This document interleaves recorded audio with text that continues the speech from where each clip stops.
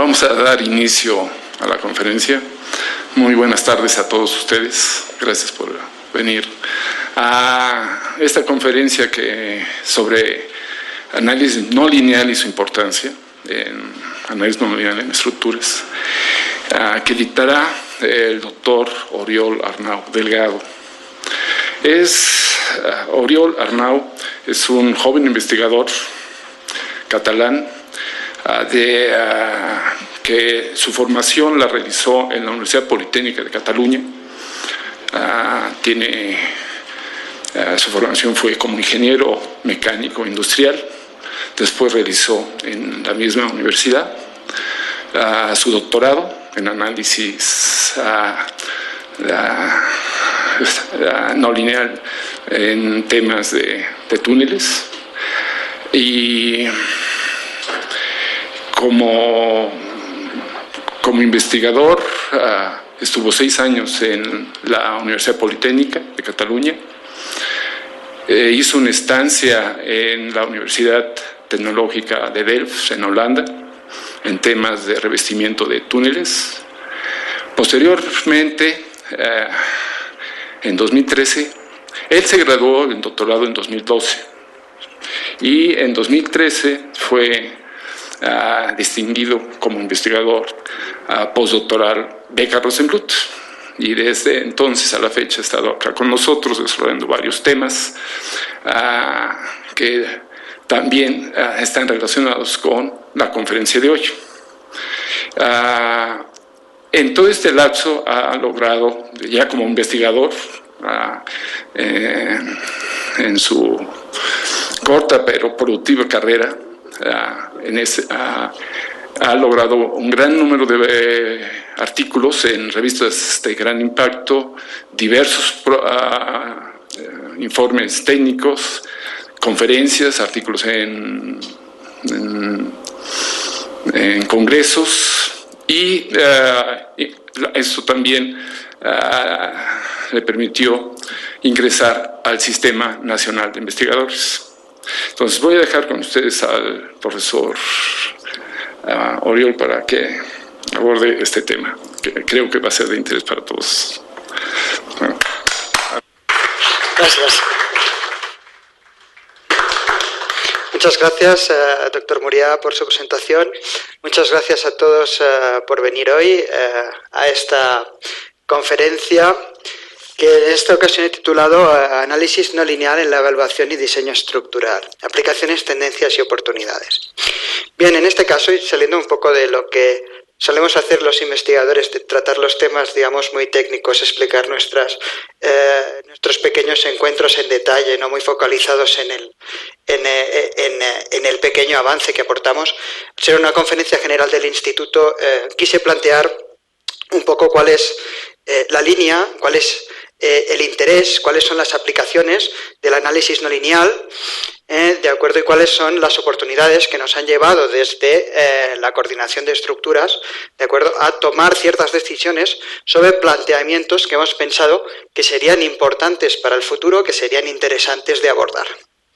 De acuerdo, por lo tanto he intentado ubicar un poco qué es el análisis no lineal, para qué sirve, cuáles son las tendencias actuales que nos pueden marcar los caminos. ¿Se corta? ¿Hola? De repente se va. ¿Se corta? ¿Quieren que tome este? A ver, creo que ya está. Ok, gracias. Entonces, quería dar una visión precisamente de nuestra visión al respecto, cómo lo vemos y qué se corta. Quizás si lo bajamos o llega un toque. Si no tomo este, ¿eh? Sí, yo creo que sí. ¿Cambio? Ah, es que está prendido, esperad que... ¿Prueba? Vamos a ver si ahora funciona, es que se quedó este prendido. Bueno, entonces también finalmente presentaremos las oportunidades como la visión que nosotros hemos tenido y dentro de nuestro entorno en que hemos creído que podíamos aportar y que podía ser interesante. Entonces, para aquellos que no están habituados y hay gente que no viene del campo estructural, he querido hacer una pequeña introducción de qué entendemos en el campo estructural por análisis no lineal. La respuesta lineal de las estructuras, precisamente, como como la mayoría saben, es cuando nosotros una estructura, o en este caso una columna, responde, el desplazamiento que tiene después al ser sometida a una acción es proporcional al desplazamiento. ¿De acuerdo? Por eso su respuesta es lineal, como su nombre dice. Pero en las estructuras llega a un determinado punto donde se producen cambios en la respuesta de los materiales, como puede ser la plastificación en el acero o la fisuración en el concreto, que hace que esta rigidez pierda y la respuesta pierda esta linealidad. Se pueden producir también elementos de tipo geométrico cuando incrementa esta deformación. ¿De acuerdo? Y todavía añade más complejidad al análisis. Si a esto le sumamos el hecho de que se pueden producir juntas o la presencia de juntas o de rótulas, como puede ser en elementos prefabricados que pueden dar oberturas en la base, complica más la comprensión del sistema, o la interacción con otros elementos como es la interacción suelo-estructura. ¿De acuerdo? Y esto es para un elemento. Cuando nosotros tenemos una estructura donde se puede determinar o estos elementos pueden pasar en un lugar o otro, puede haber redistribuciones, pues el problema es que todos estos ingredientes, estas interacciones, no linealidades, combinaciones de materiales, etcétera, lo que dan es una respuesta muy compleja que es muy difícil de analizar desde el punto global. Si nosotros nos ponemos como observadores de cuál es la realidad, ver cómo funciona todo esto es complicado y sobre todo determinar cómo funciona y cuánto, es decir, es ponerle un número a esta respuesta estructural. ¿De acuerdo? Los modelos de simulación numérica no lineales lo que nos permiten precisamente es intentar integrar de una forma numérica estos diferentes factores para obtener una respuesta un poco más realista, ¿no? O más realista de lo que nosotros podemos entender globalmente. Y además tiene las ventajas de que se pueden hacer diversos análisis variando parámetros y que se pueden repetir, hecho que nos permite analizar cuáles son los condicionantes de esa compleja respuesta, por lo tanto puede ayudar a la comprensión de cómo es esta respuesta, pero al realizar consideraciones más realistas nos permite obtener, si se hace bien, resultados más precisos, lo que significa tener una mejor aproxima a la cuantificación, a poner números a cómo es esta respuesta, cómo es este desplazamiento, estos esfuerzos, etc.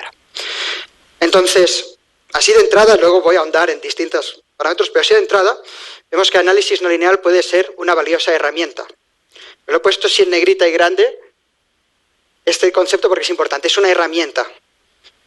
Es una herramienta que significa que hay alguien que tiene que utilizarla, hay alguien que tiene que implementarla y que ver sus resultados. La herramienta en sí no es la solución a nada. Nos puede ayudar, nos puede mejorar, pero no es la solución. Que yo tenga las mismas herramientas que tiene un ebanista no significa que construya sus muebles, ni mucho menos. ¿De acuerdo? Eso es un concepto importante, y más cuando lo que hace esta herramienta, su punto débil, es que añade mucha complejidad. ¿De acuerdo? Añade complejidad de modelización, de análisis, y se necesita una formación mucho mayor, invertir más tiempo, más recursos. Por lo tanto, se torna una herramienta que se tiene que tratar con mucho cuidado. Bien, entonces, como hemos visto, puede tener ciertas ventajas, pero tiene complicaciones o complejidades, ¿no? Entonces, la pregunta que nos tenemos que hacer ¿es necesario el análisis no lineal? Yo digo, por ejemplo, en el ámbito del diseño estructural primero, depende. Impedir no impide. Es decir, si uno no sabe análisis no lineal, no significa que no se pueden hacer cosas, ¿no? En el pasado, pues en 1883 se hizo este puente. Y análisis no lineal, el puente de Brooklyn. Poco. Y bueno, es que es tablero metálico, el concreto es más complicado. Bueno, en 1930, el señor Robert Maillard hizo este maravilloso puente. Entonces, impedir no impide. Eso es un concepto importante. Porque a veces nos focalizamos en cómo es mejor, solo podemos usar eso. Bueno, esta es la pregunta que yo creo que debemos plantearnos muchas veces. Para ver si es necesario. ¿Cuánto buena o aceptable es la solución simplificada del problema? Si es muy buena o muy aceptable, utilizar análisis no lineal es lo que en España se dice matar moscas a cañonazos. No sé si se utiliza esta expresión aquí, pero es completamente innecesario. ¿De acuerdo? Pero si es poco, entonces el análisis no lineal puede ser una respuesta a ese problema. Pero luego hay otra pregunta, que es, ¿la solución que damos es claramente mejorable en prestaciones o optimizable en recursos? Es decir, la podemos hacer mejor o a menos costo, por ejemplo, con menos materiales. Pero claro, esto es una visión subjetiva, ¿no? Cuando uno ve algo, ¿cómo sabe si es mejorable o optimizable así de entrada? Esto es un trabajo que se tiene que hacer con técnica y con estudio y ver dónde se puede mejorar. Por eso les voy a poner un pequeño ejemplo de mi campo motorístico. Este es el Fórmula 1 Mercedes, con el que el año 54-55 Fangio ganó sus campeonatos mundiales. Arrasó porque tenía un motor más potente que nadie. Ellos consiguieron, con un motor muy potente, conseguir sus metas. Entonces, la comparativa con el Mercedes de Fórmula 1 de este año. ¿Cuál es la gran diferencia entre estos dos? En el pasado, ellos decidieron hacer un motor más potente para ganar, y les funcionó. Pero lo que se ve aquí es que ahora lo que han entendido es que con un motor más potente no ganan. Para ganar lo que tienen que hacer es modelar el aire. Y el mayor esfuerzo de la respuesta que están dando es modelar el aire. Si ellos consiguen utilizar bien el aire, que sea lo más aerodinámico posible, ahí es donde ganan. Por lo tanto, me gusta mucho el concepto que esta sinergia arroja en el sentido de describir o de localizar o de enfocar la evolución técnica de una solución determinada como fruto de comprender cuál es la realidad principal que lo rige. Y puede ser que tengamos una idea determinada, pero que a base de investigar y a base de estudiarlo nos demos cuenta de que no estamos afrontando el principal problema. Entonces, la mejor comprensión del problema real nos va a poder dar mejores soluciones. Y eso es lo que podemos utilizar el análisis no lineal, para comprender mejor la realidad de los problemas. Un caso similar, por ejemplo, ha pasado en el campo de la dinámica y el diseño sísmico de estructuras. En los años venideros, hace años, se creía o se basaba el diseño de un edificio, el diseño sísmico, en qué fuerza debía resistir. Y a lo largo de los años, esto se ha dado cuenta que era mucho más útil determinar qué desplazamiento debía resistir el edificio, más que la fuerza. ¿De acuerdo? Porque sabemos que si esta curva de aquí es la respuesta de un edificio, por ejemplo, la fuerza llega a un momento donde satura y dice, bueno, esta es la fuerza máxima, pero el edificio se puede llegar aquí, aquí, aquí, aquí. Por lo tanto, hemos comprendido mejor o hemos aplicado mejor la realidad que realmente sucede, ¿no? Y esto ha desembocado en el conocido como diseño basado en el desempeño, en el cual los objetivos ya no es solo una fuerza, sino distintos niveles de desplazamiento que nos permiten determinar si el edificio es ocupable, si el edificio está a punto de caer, etcétera. Entonces, esta tecnología, esta forma de plantear el problema, la solución al problema, tiene una creciente presencia tanto en normativas y guías de diseño sísmico a día de hoy, y cada día va más en aumento.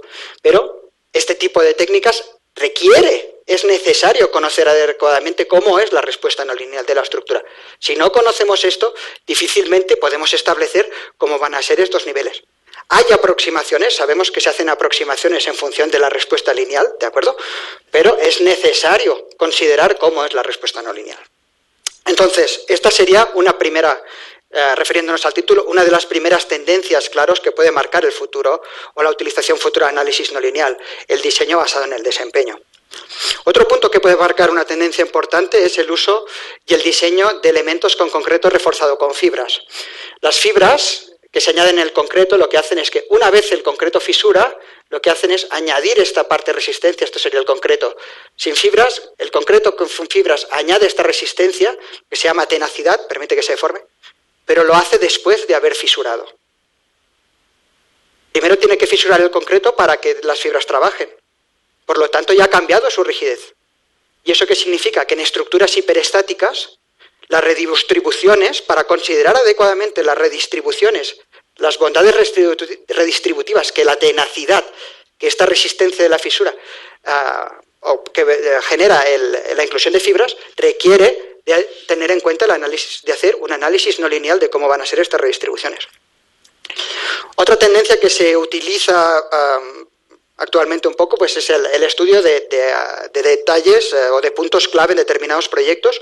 Un ejemplo en el que se dedican bastantes esfuerzos es estos son los gatos de una máquina tuneladora que empujan las dovelas. ¿De acuerdo? Estos son fuerzas concentradas muy fuertes ¿De acuerdo? Y el diseño de esto es importante para que no se vayan fisurando todas las dovelas y hayan mayores reparaciones. Otros casos donde se puede utilizar el análisis no lineal son en elementos industrializados, donde se van a producir varios, y por lo tanto se puede invertir en un diseño más acurado, se pueden invertir más recursos en diseño porque se va a repercutir en más elementos, ¿vale? Pues en los que sean placas alveolares pretensadas o dovelas de puentes, de grandes puentes que se prefabrican las dovelas y se van montando, puentes atirantados, por ejemplo, ¿de acuerdo? Es mucho más común utilizar este tipo de análisis. Desde el punto de vista de análisis en estructuras o en edificios, ¿cómo tenemos en cuenta, cómo hacemos para considerar el análisis no lineal? Bien, este es un breve resumen de tipologías de tipos de elementos para realizar análisis no lineal.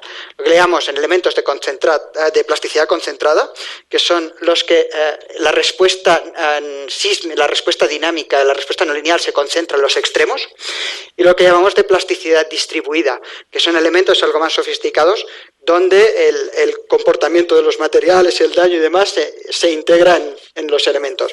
Nosotros principalmente vamos a mostrar en el que hemos trabajado, que es el que sería un poco más detallado, pero que luego también tiene un mayor costo computacional y de todo, que es el elemento finito detallado. Porque, digamos, los elementos de plasticidad concentrada, ¿de acuerdo?, tienen la ventaja de que tienen un bajo costo computacional, por lo tanto se pueden hacer edificios, se pueden correr análisis no lineal en el tiempo, sismos y demás con relativa facilidad, pero tienen la dificultad de que debemos conocer cómo va a ser la respuesta cíclica que van a presentar las conexiones. ¿De acuerdo? Entonces, sabemos que las últimas normativas, sabemos que dan bastante bien cómo sería la curva de carga, la dan bastante bien. Hemos conseguido avanzar bastante en eso, pero es la de carga, no es la cíclica. O sea, podemos ver qué carga tiene, pero difícilmente qué energía se disipa. Hay que extrapolar de ensayos y demás. Y claro, nosotros tenemos la conexión que tenemos, no la de experimental. Entonces, esto es un poco un punto en contra, pero que luego volveremos a ello. ¿Cuál con los elementos finitos detallados? Es que lo que se hace es considerar con detalle cuál es la respuesta de los materiales constituyentes. Por ejemplo, en el caso de concreto reforzado se tiene en cuenta cómo es el concreto, cómo es su respuesta a compresión, cómo es su respuesta a tensión y cómo es la respuesta del acero, ¿no? Ya sea su respuesta plástica, inclusive su respuesta cíclica. Pero además se puede tener en cuenta cómo es la interacción entre los distintos materiales. ¿De acuerdo? Se puede tener en cuenta cómo el concreto y el acero interactúan con las leyes de adherencia que se pueden incorporar en los modelos más sofisticados. Entonces, también he planteado esto, hemos un breve resumen sobre el campo del diseño estructural, pero en el ámbito de la evaluación estructural. ¿Y por qué lo he separado? Porque la evaluación, para diseñar una estructura, primero hay que evaluar cómo se comporta. ¿De acuerdo? Pero hay casos en que solo hacemos la evaluación, y uno de estos casos importantes es en estructuras dañadas, ¿de acuerdo? O rehabilitaciones, o determinar cómo están ciertas estructuras. Y lo he puesto separado porque en este caso, así como en diseño hemos visto que en algunas opciones el análisis no lineal puede ser muy útil, aquí digo que puede ser extremadamente útil. ¿De acuerdo? Y en pro de mostrar algunas de las aplicaciones, lo que voy a hacer es enseñar dos casos breves en los que he trabajado, a ver si consigo transmitir un poco las bondades que podemos conseguir con este tipo de cosas en análisis de estructuras dañadas. El primer caso es un caso que trabajé en Barcelona hace unos años. Es un túnel de dovelas, ¿de acuerdo? De dovelas prefabricadas de concreto en un suelo súper blando, y la construcción se finalizó sin problemas. Pero al finalizar la construcción, al cabo de un tiempo, por otras causas, se construyó un terraplén encima. Una carga muy importante. Entonces, lo que pasó es que el túnel deformó. Hasta ahí bien. Pero pasaba el tiempo y el túnel seguía deformando más y más y más. La carga no variaba y el túnel seguía deformando más. Había un problema de deformaciones diferidas en el suelo, un problema de consolidación importante, que llegó a generar fisuración en la cara interior, ¿no? Desde dentro del túnel veíamos que en el techo, en la zona de clave, había fisuras de 0,2, 0,3 milímetros. Entonces, pregunta, ¿esto responde a un problema no lineal? Esto es la madre de los problemas no lineales. Tenemos el concreto que está fisurando, tenemos la presencia de múltiples rótulas porque es la tipología estructural, tenemos una fuerte interacción con el suelo, es un suelo blando, tanto deforma el túnel como deforma el suelo, ¿de acuerdo? Entonces aquí en este tipo de túneles lo que pasa es que un anillo del consecutivo no tiene las juntas en la misma posición, están intercaladas, ¿de acuerdo? Entonces, al hacer los análisis, ¿qué es lo que vimos? Dos posiciones, dos anillos consecutivos, distintas posiciones de las juntas. En su zona de clave, los modelos no lineales reproducían perfectamente los 0,2-0,3 milímetros de apertura de fisura y los daños. Lo que nos dimos cuenta es que en función de la configuración del anillo, sobre las mismas cargas, esto es sobre las mismas cargas, el anillo necesitaba deformar en esta zona, en la zona de riñones.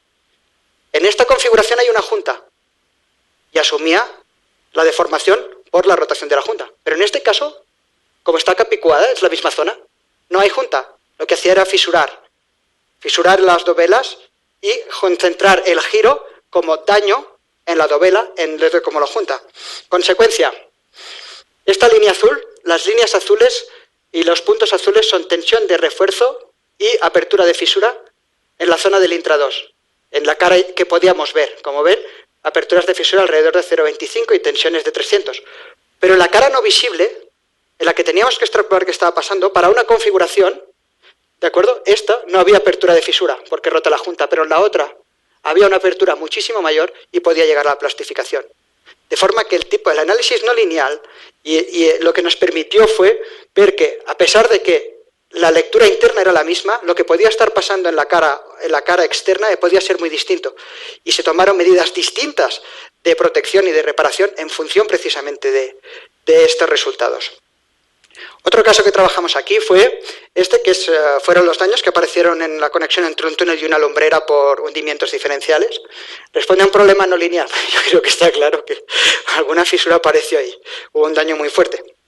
Entonces, podemos utilizar las mismas estrategias o parecidas para analizar qué pasaba en esta conexión, para analizar cómo se comportaba frente a daño, cómo respondían los refuerzos, ¿de acuerdo? Y poder también validar en función de distintos niveles de hundimiento cómo podía ser la evolución de las tensiones en las zonas que no podíamos ver. Porque es un problema, ¿no? De las estructuras que esto nos puede ayudar. Esto estaba en funcionamiento, no podíamos ver lo que pasaba porque estaba el agua. En el túnel no podíamos ver lo que está en el otro lado. Podemos hacer prospecciones y estas herramientas son muy útiles para intentar predecir este tipo de cosas y tomar medidas. No dice que el valor que consigas sea el exacto que hay, pero sí tomas tendencias y puedes tomar precauciones tomando el punto de vista ingenieril. Por lo tanto, ¿cuáles son las ventajas de análisis no lineal? Pues que permite considerar de forma más precisa la respuesta real a nivel material y estructural, que si se utiliza adecuadamente puede proveer una mejor comprensión de la respuesta de las estructuras a lo largo de sus estados, ¿de acuerdo? Como formación y propagación de fisuras, cómo son las redistribuciones de tensiones, cómo son las respuestas de las juntas, etc.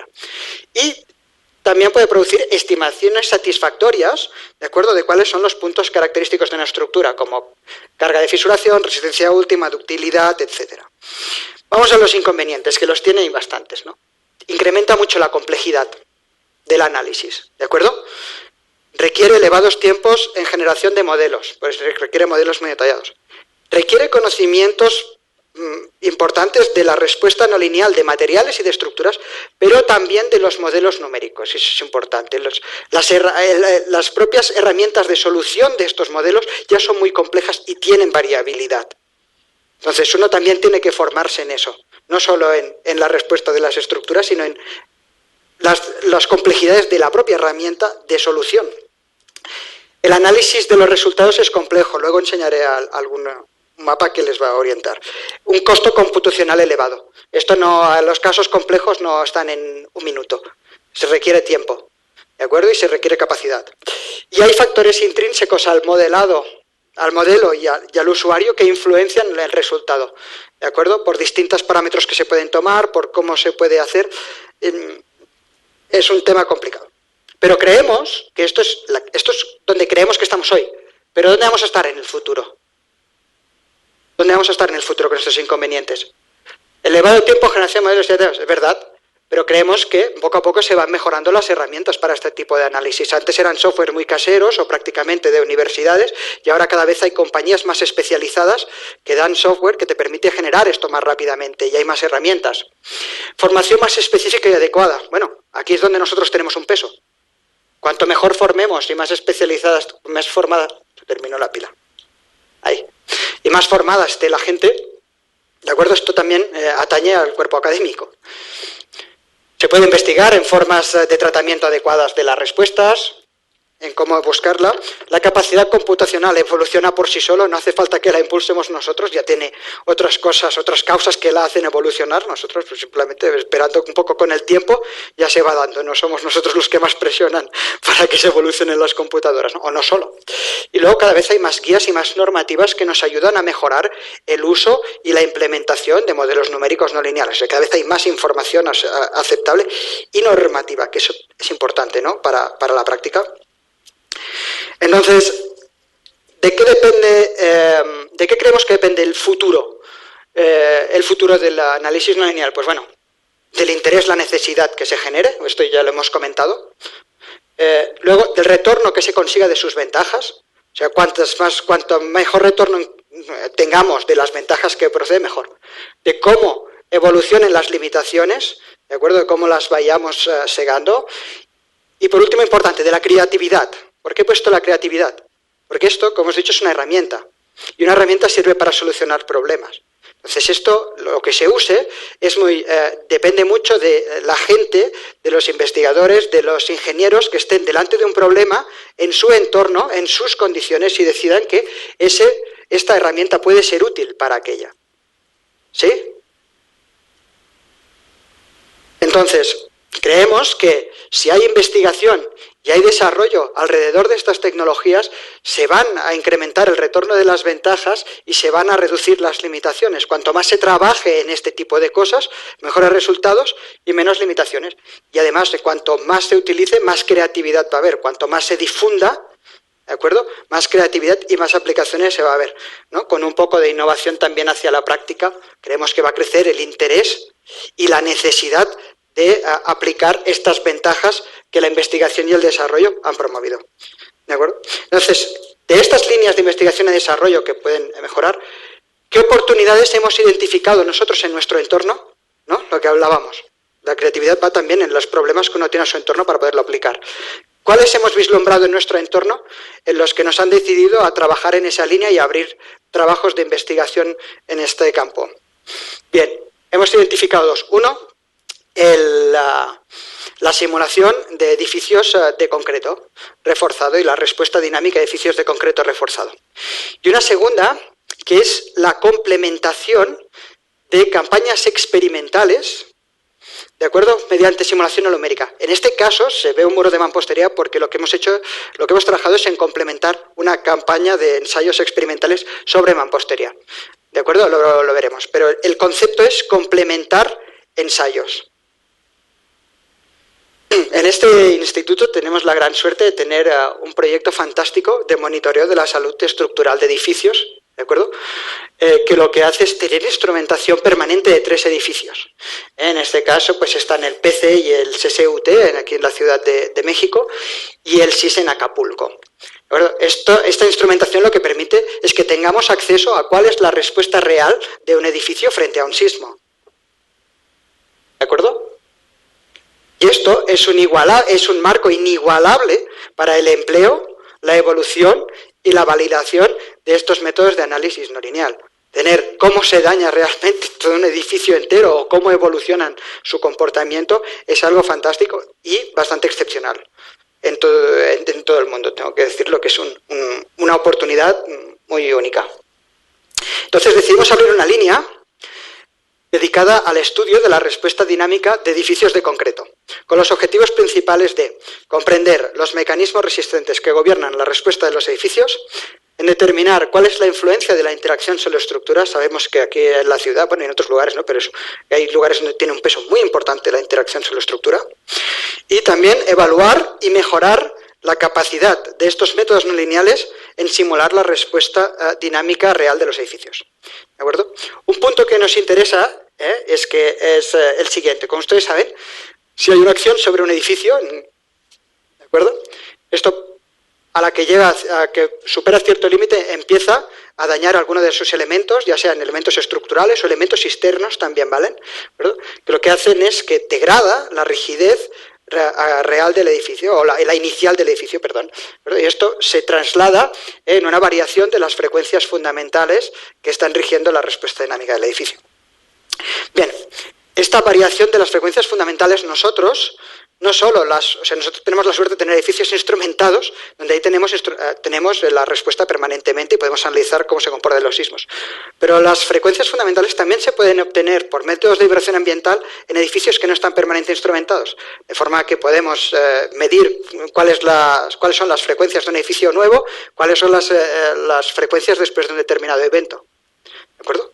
Entonces, pero podremos tener una indicación con esas frecuencias, en cómo varían, de cuánto ha sufrido el edificio, por ejemplo, después de un evento. El problema que tenemos es, si esta es la respuesta de un edificio, ¿de acuerdo? La pintada en negro, esta es la respuesta carga-desplazamiento, ¿cómo se vincula la variación de frecuencias a la salud del edificio? Es decir, si yo pierdo un 20% de frecuencia, pierdo, ¿dónde estoy? ¿En dónde nos ubicamos de la curva de capacidad del edificio? ¿Me explico? Por decirlo de una manera, voy a hacer un ejemplo más claro. Por ejemplo, si nosotros tenemos este edificio con sus vigas de acoplamiento que en el momento que llega un sismo se empiezan a dañar, ¿de acuerdo? Entonces tenemos, esta sería la respuesta lineal, como consecuencia del daño, el edificio se empieza a comportar no linealmente. De forma no lineal. Pero esto, si nosotros lo que pudiéramos hacer es que estos modelos nos dieran cuál es la variación de la frecuencia fundamental que se da para una determinada acción sísmica, ¿de acuerdo? Lo que conseguiríamos es correlacionar precisamente esto. Y esto es lo que estamos intentando con estos modelos, correlacionar entre entre la curva de capacidad, ¿de acuerdo? O la curva de resistencia, perdón, de un edificio, y cuál sería la variación de las frecuencias que se podría asociar a ello. Bien, empezamos trabajando, como hemos visto, en el CSUT. Tlatelolco es un edificio construido en el año 84, 22 niveles, de concreto reforzado, que fue dañado en el sismo del 85 y luego rehabilitado. El daño principal se produjo en las traves de acoplamiento, porque son vigas que además están diseñadas para eso, para que disipen energía durante el sismo. Pero sabemos que la respuesta principalmente y la variación de frecuencia se da al daño que se da en las vigas de acoplamiento. Entonces, ¿cuál es la primera necesidad que teníamos a la hora de plantear esto? Primero, saber que estamos simulando adecuadamente la respuesta cíclica de los elementos principales.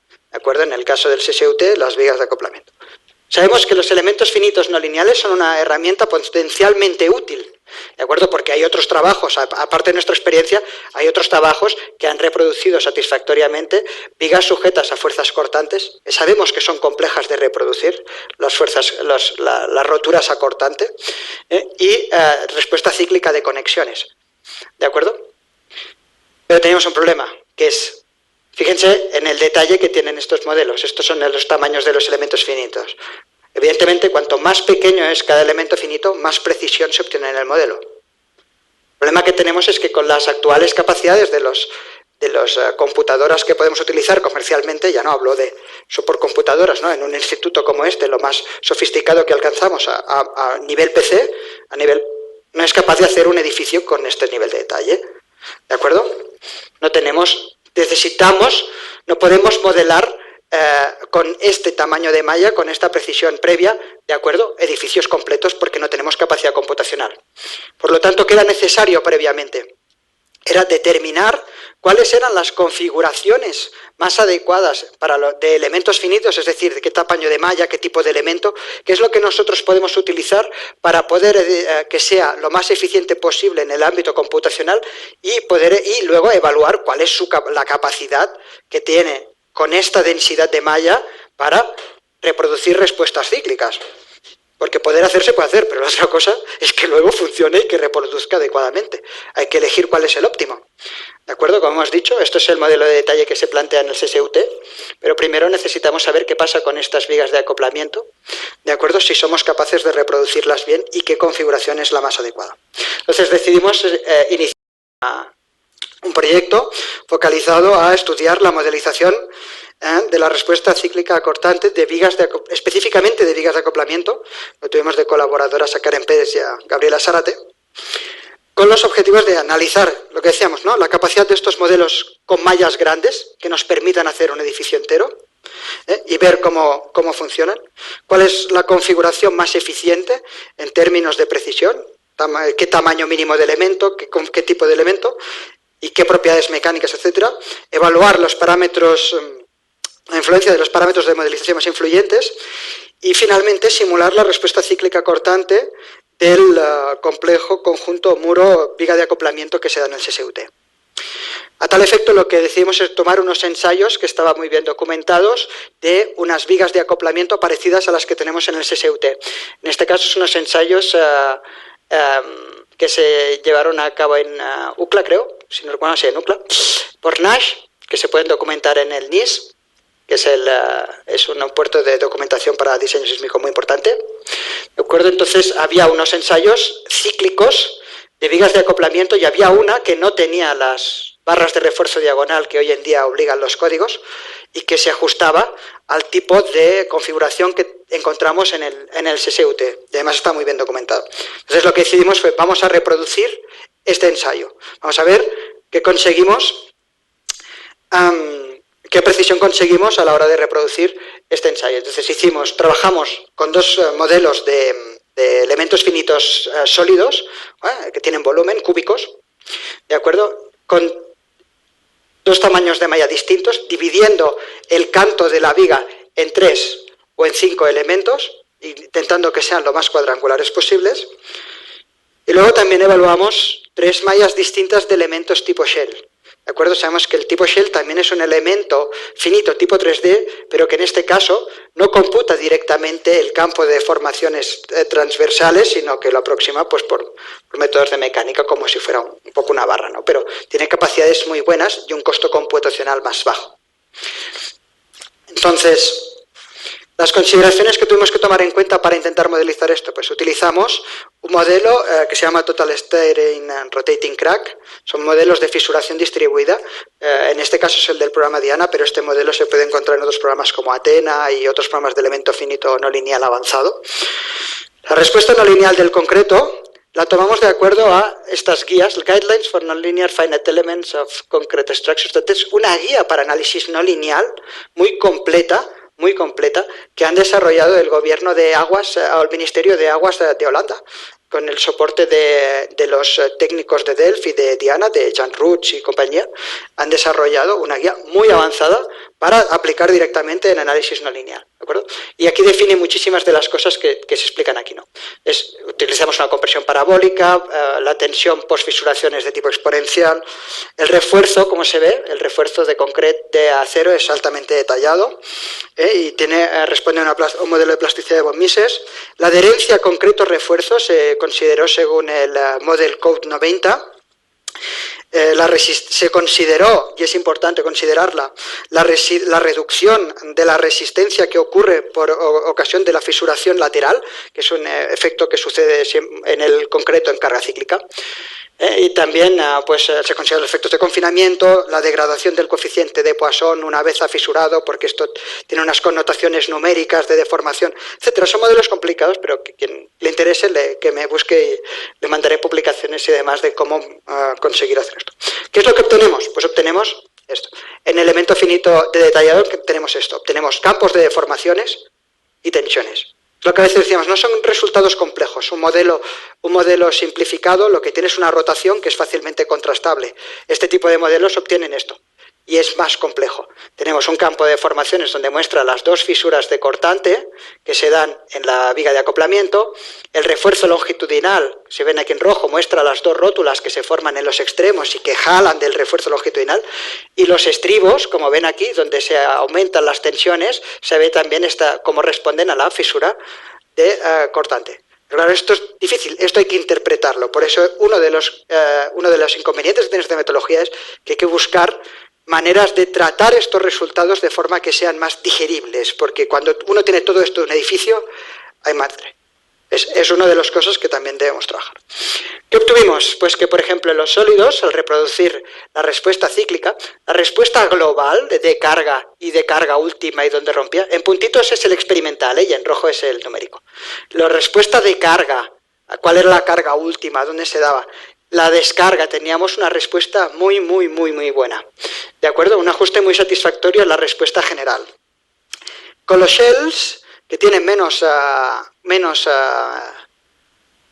costo computacional, vemos que también obteníamos una curva, digamos, una carga bastante satisfactoria en los dos ciclos, ¿de acuerdo? Lo que sí que veíamos es que para los últimos desplazamientos, para los últimos ciclos, como ven aquí, hay una diferencia significativa entre las líneas de recarga. Este tiende a volver al origen y luego a cargar rígido, mientras que este hace esto.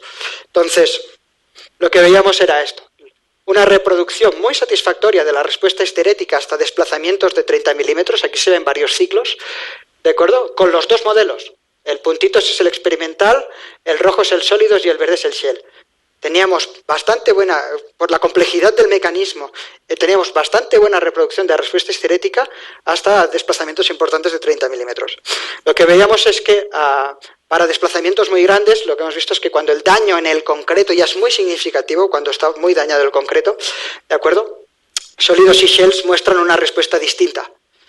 No sabemos, y ahora es uno de los campos que estamos terminando de abordar, es por qué la razón de esta diferencia, y estamos viendo de perfeccionar un poco qué es cómo debemos afrontar el problema, aunque, como hemos visto, la respuesta general pues es muy satisfactoria desde nuestro punto de vista, ¿no? Cuando analizamos qué configuración mínima debemos utilizar a la hora de abordar un edificio, ¿no? ¿Qué nos cuesta? ¿Cuál es el menor costo computacional? Si comparamos la respuesta envolvente, ¿no? Cuando utilizamos una división de 3 elementos en el canto contra la de 5, lo que vemos es que la respuesta es muy parecida, ¿de acuerdo? Tanto en resistencia como energía. Sorprendentemente, con solo 3 elementos se consigue una respuesta muy buena. Por lo tanto, sabemos que si utilizamos este tipo de elementos cúbicos cuadráticos, de interpolación cuadrática, y solo dividiendo en 3 el canto de la viga somos capaces de reproducir bien la respuesta cíclica cortante. Por lo tanto, este sería el óptimo de cara a diseñar un edificio con el mínimo número de elementos para que sea abordable. Por otro lado, cuando lo planteamos el mismo problema con shells, lo que vimos es que si solo dividimos el canto en 3, sobreestimamos, que es esta curva de aquí, sobreestimamos bastante los desplazamientos máximos. Entonces, cuando utilizamos shells, sacamos la conclusión de que mínimo deberíamos utilizar un mínimo de 5 elementos de discretización del canto para que esto funcionara. ¿De acuerdo? Luego decidimos, pues, esto era la viga experimental que trabajaron en UCLA, vemos cómo era la respuesta del SSUT, de la viga de acoplamiento del SSUT, porque es algo compleja, ¿no? El muro tiene una geometría NE un poco extraña, y además la viga de acoplamiento va, digamos, como continua por la cara interior, generando cierta excentricidad. Es un poco una configuración extraña. Entonces decidimos aplicar los métodos y las estrategias que habíamos concluido anteriormente como satisfactorias, como lo ven, en 5 divisiones en shell y 3 y 5 en sólidos. Lo que vimos es que las dos configuraciones de sólidos funcionaban bastante bien, había los mismos resultados obteníamos entre ellos, una pequeña diferencia en la última recarga en sentido negativo, ¿vale? Por lo tanto, vemos que sí no hay diferencias significativas en dividir en 3 y en 5, pero cuando aplicábamos el shell, lo que veíamos es que predecía una respuesta distinta, ¿no? Una mayor resistencia y una mayor rigidez del sistema. Y esto lo que se debía es a que el modelo de shells, al no tener este campo transversal que comentábamos, no era capaz de reproducir este daño, estas fisuras locales que aparecen en la conexión viga-columna, ¿de acuerdo? Y que además, en el levantamiento de fisuras, de daños del SSUT, vemos perfectamente cómo en muchos casos se daban en el borde, cuando están circuladas, se daban este tipo de fisuras que evidentemente reducen la rigidez y la resistencia que estaba dando el sistema. Entonces, además de obtener, digamos, qué configuración mínima debemos aplicar dependiendo del tipo de elementos que utilizamos para diseñar un edificio entero, ¿de acuerdo? Que es una gran afrenta. Lo que también hemos encontrado es que este tipo de sistemas, con este tipo de consideraciones no lineales avanzadas, nos permite determinar cómo es la respuesta cíclica de determinados elementos. De forma que, cuando pensando en modelos más sencillos, de acuerdo, como hemos hablado de los modelos de plasticidad concentrada y donde no sabíamos muy bien cómo podía ser la respuesta cíclica de los elementos y las conexiones, puede ser una herramienta, el análisis no lineal avanzado, para obtener cómo es la respuesta cíclica de determinadas conexiones, aquí sabemos que es esta, y luego aplicarla a los modelos simplificados. ¿Sí? Esta, digamos, sería una forma indirecta de cosas que ya se están trabajando a día de hoy, que se llaman análisis multiescala, que la idea ya es hacer esto de una forma paralela, ¿no? Ya hay un modelo, digamos, simplificado y un modelo de detalle que se retroalimentan y jalan a la vez, y que si algún día pues si consiguen funcionar bien, pues también van a ser herramientas muy útiles y más computacionalmente eficientes, quizás, ¿de acuerdo? Entonces, doble interés de esta parte, porque la podemos usar para las dos cosas, modelos completos, lo más eficientes posibles en costo computacional, y para modelos sencillos que reproduzcan adecuadamente la respuesta cíclica de esos elementos. ¿De acuerdo? ¿Tiempo? Vale. Y por último, quería presentarles la otra aplicación, la otra que hemos visto, la otra oportunidad, ¿no?, que le hemos llamado en el ámbito general de esta plática. La otra oportunidad que hemos detectado para meter este tipo de análisis, ¿vale?, que es la complementación numérica de campañas experimentales. Les ubico un poco en el marco. El marco era generar curvas de fragilidad de muros de mampostería armada y parcialmente rellena. Esta es una tipología de muros que se da en Chile. Este es un trabajo en una colaboración muy satisfactoria con la Pontificia Universidad Católica de Chile, que hemos iniciado, ¿no? Y el objetivo que ellos tenían para hacer esto era elaborar nuevas recomendaciones normativas de diseño en Chile. ¿Sí? La mampostería que ellos utilizan y que comúnmente se aplica tiene una configuración un poco compleja, porque, digamos, está hecho de ladrillo cerámico, pero presenta como un refuerzo longitudinal, un refuerzo horizontal que discurre por los extremos y dentro del mortero, y cada X metros se aplica una varilla y se rellena. Esto se apagó. Discúlpenme. Se rellena una varilla. Aquí. Se aplican unas varillas, se rellenan con grow cada X metros, ¿de acuerdo? Entonces, el problema es que esto tiene... la problemática es que caracterizar todas las posibles variables, distinciones y demás que se llevan a la práctica con esta tipología estructural es prácticamente inabordable desde el punto de vista de la experimentación en el laboratorio. Es decir, podemos hacer algunos ensayos de laboratorio donde determinar cómo puede ser el desempeño o la respuesta cíclica de estos elementos, pero evaluar todas las variables es muy compleja, ¿no? Entonces, la propuesta fue complementar mediante simulaciones numéricas no lineales estas campañas experimentales. Digamos, tomando de las variables principales que pueden haber, ¿no?, de refuerzo, propiedades, configuración geométrica y demás. Por ejemplo, voy a poner un ejemplo. Si evaluamos cómo es la resistencia del muro cuando variamos la cuantía de refuerzo horizontal, hay que tomar una única configuración de geometría o de propiedades para evaluar esta propiedad y luego variar el refuerzo. ¿De acuerdo? Y hay que hacer ensayos de muros enteros. Si nosotros planteamos dos ensayos reales, la idea es, ¿qué pasa en medio? Es utilizar los métodos numéricos para intentar describir cómo es rellenar la información que necesitamos, ¿de acuerdo?, para decidir si la respuesta es lineal, si es proporcional a la resistencia, a la cuantía del refuerzo, o si bien tiene un tipo de curva de este estilo. Porque si no, si tuviéramos que hacer como 200 experimentos o los que sean para caracterizar cómo es la respuesta de todas las posibilidades de estos modos. Entonces, ¿cuál fue el procedimiento que planteamos? Pues fue plantear una estrategia numérica de simulación numérica adecuada, que permitiera considerar los mecanismos estructurales principales que funcionan o que afectan la respuesta de los muros de mampostería, que sea lo más consistente y extrapolable posible. ¿Esto qué significa? que esté basada en propiedades y respuestas medibles, porque es lo que nosotros vamos a incorporar. Vamos a cambiar la cantidad de acero, vamos a cambiar la resistencia del mortero, vamos a cambiar estas cosas. Entonces, la idea es evitar al máximo los parámetros de calibración que a veces pues, se utilizan en modelos que simplifican determinadas cosas, para intentar que todo se base en propiedades y respuestas que también sean medibles, que podamos sacar de experimentación, ¿no? Entonces, se optó por la técnica de la micromodelización detallada, donde los ladrillos, el mortero y las interfaces entre ellos se modelizan con detalle, ¿de acuerdo? Cada ladrillo queda como embebido por interfaces que rigen el contacto con el mortero, ¿sí? Y tenemos la red real o la red continua de mortero alrededor. Además hay una complejidad añadida en el caso de este tipo de mampostería, ¿de acuerdo? Cuando se utilizan este tipo de ladrillos cerámicos que están multiperforados, lo que a veces sucede es que el mortero fresco penetra dentro de los agujeros. Y esto lo que hace es genera un mecanismo de engrane que condiciona el comportamiento acortante entre el mortero, el propio mortero y el ladrillo.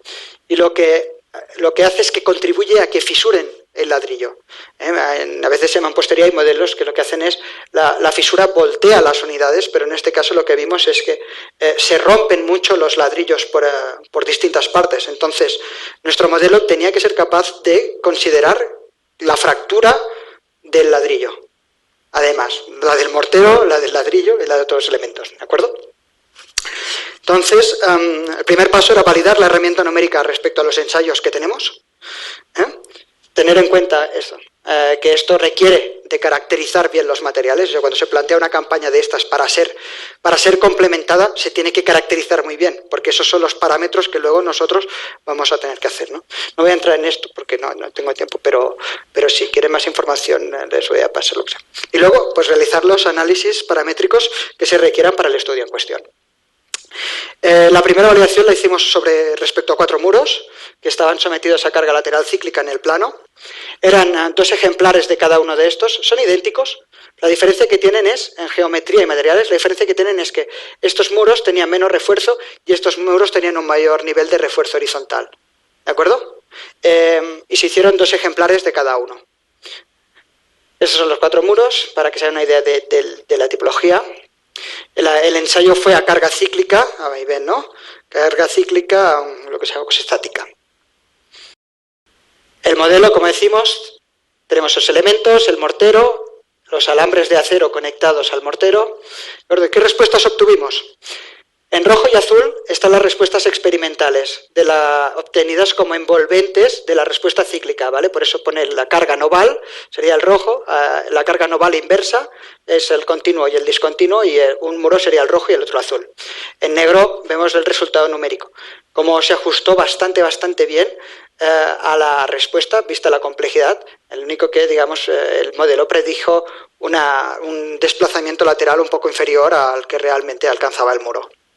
Cuando veíamos el esquema de daño, cómo era el patrón de daño, vemos que reproducía la misma fisura principal, inclusive con las zonas donde está más daño. Aquí se ven el daño con más intensidad, y como la punta, el talón comprimido, pues al final termina por romper, y como reproducía muy bien el mecanismo de fallo. Para el muro con más armadura, con más refuerzo longitudinal nos da más estabilidad numérica. Entonces, la respuesta que obtuvimos numéricamente todavía era más acertada. ¿De acuerdo? Y prediciendo muy bien las curvas de rigidez, de resistencia última y de desplazamiento último.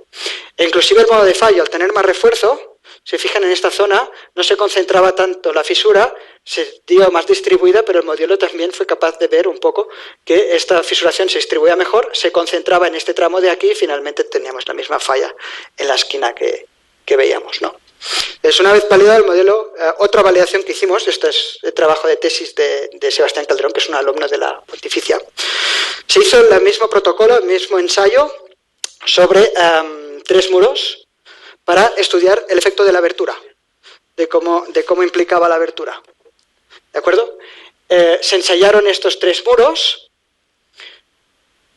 y se aplicó la misma tipología, la misma estrategia de simulación, ¿de acuerdo? Se ve como el modelo también sigue muy bien las caracterización, reproduce muy bien el comportamiento global de los muros con abertura, y una correcta reproducción del modo de falla. Vemos que aquí ya no tiene tanta precisión, ¿no? La ventana es un tema pues que genera más discordancia, y además hay más columnas de grout verticales, y eso pues genera algunas cosas, pues es más complicado reproducir esto, pero aún así creemos que el modo de falla está muy correctamente reproducido, y la respuesta también.